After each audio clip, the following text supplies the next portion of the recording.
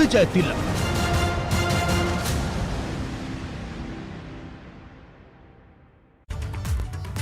नमस्कार, आप देख रहे हैं एबीपी गंगा। मैं हूं स्नेहलता। प्रदेश एट 360 की शुरुआत करते हैं, जहां खबर लखनऊ से है। लखनऊ के इंदिरा गांधी प्रतिष्ठान में गृह मंत्री अमित शाह ने संगठन के पदाधिकारियों के साथ आज एक बैठक की है। बैठक में पूर्व विधायक, पूर्व सांसद, लोकसभा चुनाव 2019 में लोकसभा के प्रभारी और संयोजक भी मौजूद रहे। मीटिंग में यूपी की 152 सीटों पर भी चर्चा की गई। अमित शाह ने कहा कि भाजपा सदस्यता अभियान चलाकर ज्यादा से ज्यादा लोगों को जोड़ें। सरकार की उपलब्धियों को ज्यादा से ज्यादा प्रचारित करने की जरूरत है।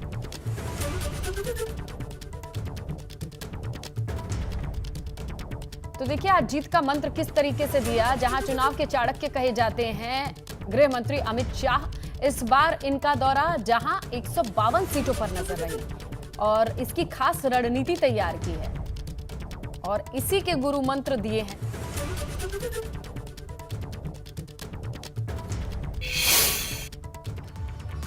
गृह मंत्री अमित शाह कल देहरादून के दौरे पर रहेंगे। अमित शाह का ये दौरा, जिसे लेकर तैयारियां तो पूरी कर ली गई हैं। अमित शाह मुख्यमंत्री घसियारी कल्याण योजना की शुरुआत करने वाले हैं। इसके साथ ही सहकारिता विभाग की दूसरी योजनाओं की भी शुरुआत होगी।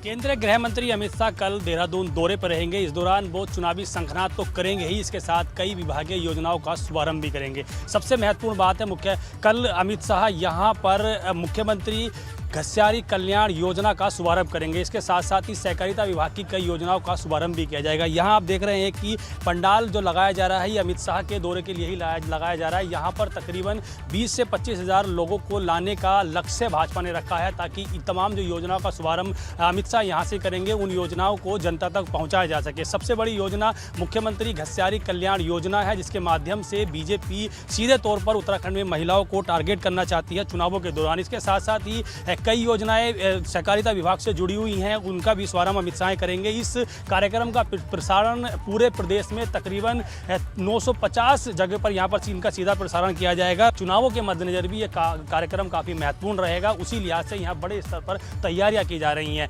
देहरादून से अपने सहयोगी मनवर रावत के साथ पंकज राणा, एबीपी गंगा। अब आपको अमित शाह का मिनट टू मिनट कार्यक्रम बता देते हैं। 10:30 बजे जॉली ग्रांट एयरपोर्ट पहुंचेंगे, 11:30 बजे कार्यक्रम स्थल पहुंचेंगे और यहीं पर घसियारी योजना की शुरुआत होगी। जनसभा को भी संबोधित करेंगे। इसके बाद 1:30 बजे भाजपा प्रदेश कार्यालय में पार्टी नेताओं के साथ गृह मंत्री की बैठक है। 2 बजे भाजपा कार्यालय पर कोर कमेटी की बैठक में भी हिस्सा लेंगे। 3:15 पर हरिद्वार के लिए रवाना हो जाएंगे और 4 बजे देव संस्कृति विश्वविद्यालय के कार्यक्रम में शिरकत करेंगे शाह। कनखल में साधु संतों से मुलाकात भी हो सकती है, ऐसे भी पता चल रहा है। और शाम 6:30 बजे जॉली ग्रांट से दिल्ली के लिए प्रस्थान कर जाएंगे।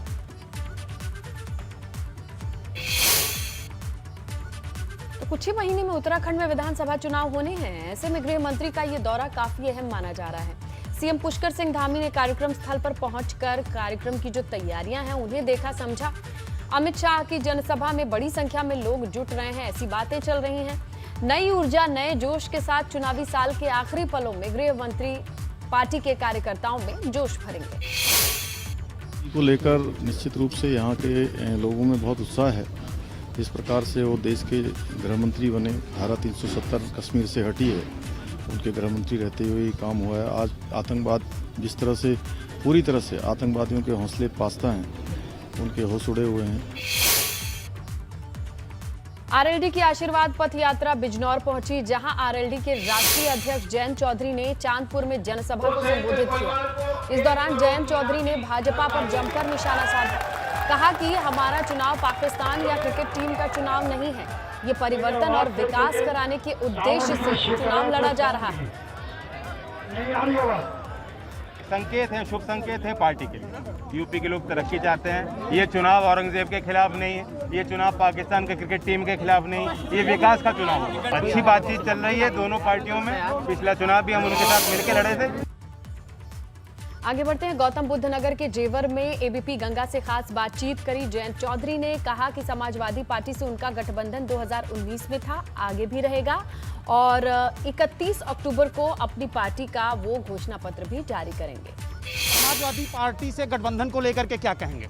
बात चल रही है, अच्छी चल रही है। पिछला चुनाव भी उनके साथ ही मिलकर लड़े थे, इसमें कोई संशय नहीं।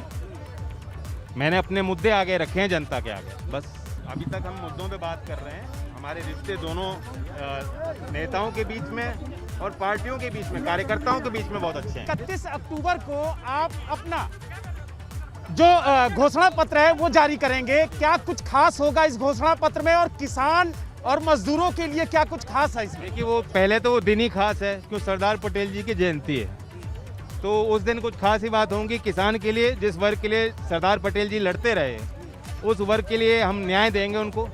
बड़ी बड़ी बातें हैं, एक तो उनकी लागत पर कैसे नियंत्रण किया जाए।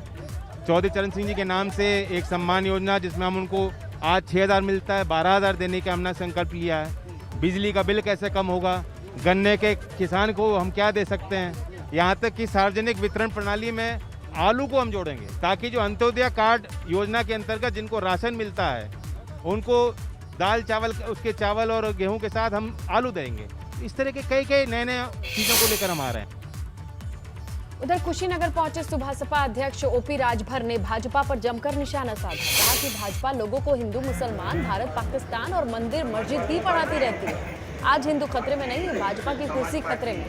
ओपी राजभर खड्डा विधानसभा के धरनी पट्टी चौराहे पर कार्यकर्ताओं की बैठक में पहुंचे। तो हमको पढ़ाते रहे, 6 चीज वो पढ़ाते हैं: हिंदू मुसलमान, भारत पाकिस्तान, मंदिर मस्जिद। इससे ज्यादा उनके पास कुछ है नहीं। इसी में प्रदेश की जनता कहते हैं कि हिंदू एक हो जाओ, हिंदू खतरे में है। तो हिंदू खतरे में नहीं है, भारतीय जनता पार्टी की कुर्सी खतरे में है। अगली खबर संत कबीर नगर से है, जहां जिले में पहुंचे भाजपा के कैसरगंज से सांसद ब्रजभूषण सिंह ने सपा के पोस्टर जिसमें लिखा है मैं आ रहा हूं को लेकर तंज कसा। सांसद ने कहा है कि मैं आ रहा हूं का मतलब है सावधान हो जाइएगा, अब दंगा होगा, भ्रष्टाचार होगा।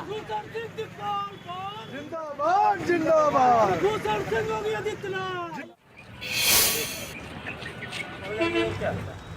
कैसे? किस लिए सावधान? किस लिए सावधान? दंगा होगा उसके लिए सावधान हो जाइए, भ्रष्टाचार होगा उसके लिए सावधान हो जाइए, हर शहर हर गांव में झगड़े होंगे उसके लिए सावधान हो जाइए, वर्ग संघर्ष होगा उसके लिए सावधान हो जाइए। छत्तीसगढ़ के पूर्व मुख्यमंत्री रमन सिंह आज अयोध्या पहुंचे। हनुमानगढ़ी राम जन्मभूमि और कनक भवन में दर्शन पूजन किया, सरयू आरती में भी शामिल हुए। अयोध्या पहुंचे रमन सिंह ने छत्तीसगढ़ सरकार पर हमला बोलते हुए कहा कि सरकार ने किए हुए अपने सभी वादों पर विफलता दिखाई है, वादे पूरे नहीं कर पाई। छत्तीसगढ़ सरकार 3 साल में जितने वादे किए थे वो कोई वादे पूरे करने में असफल रही है, और जिस प्रकार की स्थिति छत्तीसगढ़ में राजनीतिक बनी हुई, राजनीतिक अस्थिरता की स्थिति है। और मुझे लगता है कि भूपेश बघेल ने जो वादा किया था, वो चाहे शराबबंदी का वादा किया था, 2,500 रुपये नागरिकों को देने का वादा किया था, किसानों के बोनस देने का वादा, कोई वादा पूरा नहीं किया। और चुनावी साल में विधायकों की तरफ से विधायक निधि से विकास की गंगा बहाई जाती है। विधायक अपने क्षेत्र के विकास के लिए मिलने वाली विधायक निधि को जमकर खर्च कर रहे हैं। हालांकि विधायकों के इस कार्यकाल का ये आखिरी निधि है। इस वित्त वर्ष में मिली रकम को क्षेत्र के विकास और राज्य के सामाजिक कार्यों पर खर्च करने में समाजवादी पार्टी के विधायक हाजी इरफान सोलंकी का नाम सबसे आगे आया है। ये विधायक निधि पे जनता का अधिकार है। जनता आपको विधायक बना के इसीलिए भेजती है कि उनके हिस्से का जो पैसा सरकार आपको विधायक निधि के रूप में देती है, आप उनके ऊपर ईमानदारी से खर्चा करें। अब मुझे नहीं मालूम कि दूसरे विधायक क्या करते हैं, किस रूप में करते हैं। पिछले 7-8 साल से लागू हुआ है कि हम विधायक अपनी निधि से 25 लाख रुपये प्रति वर्ष किसी व्यक्ति को या किसी भी व्यक्तियों को, यानी 25 लाख रुपए की धनराशि हम इलाज के लिए दे सकते हैं। कोरोना वैक्सीनेशन को लेकर यूपी सरकार ने पूरे देश में 13 करोड़ से अधिक लोगों को टीका लगाकर नया रिकॉर्ड बनाया है। अब इस कड़ी में टीकाकरण की रफ्तार और तेज होने वाली है, इसे निर्देश दिया गया है। सीएम योगी ने 15 दिसंबर तक प्रदेश के 18 से ऊपर आयु वाले लोगों को 100% टीके के डोज दिए जाने के आदेश अधिकारियों को दे दिए हैं। इसके अलावा योगी सरकार एक बार फिर से 1 नवंबर से क्लस्टर अप्रोच 2.0 की शुरुआत करने जा रही है। क्लस्टर मॉडल के जरिए ग्राम मोहल्लों में पहली डोज लगाने का काम सफलतापूर्वक किया गया था। उन ग्रामों में क्लस्टर मॉडल के तहत दूसरी डोज को लगाने का काम किया जाएगा। दोनों डोज के निर्धारित लक्ष्य को हासिल करने के लिए ग्रामीण क्षेत्रों पर खास ध्यान दिया जाएगा।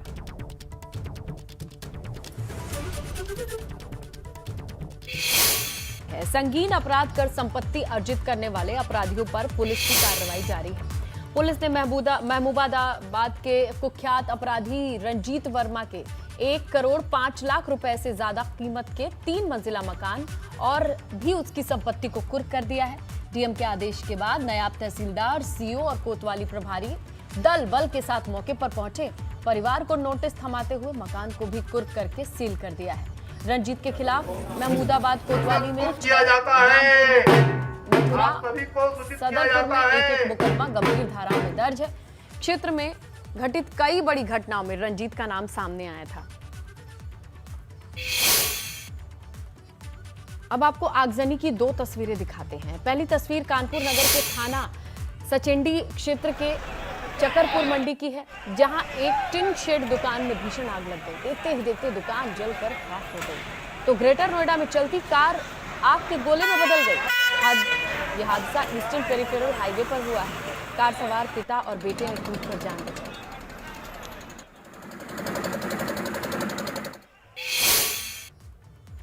उधर प्रयागराज में आज सुबह एक भीषण सड़क हादसा हो गया है। यहां एक पिकअप ने सड़क किनारे खड़े 6 लोगों को टक्कर मार दी। 2 लोगों की मौके पर मौत हो गई, जबकि तीसरे ने अस्पताल में दम तोड़ा।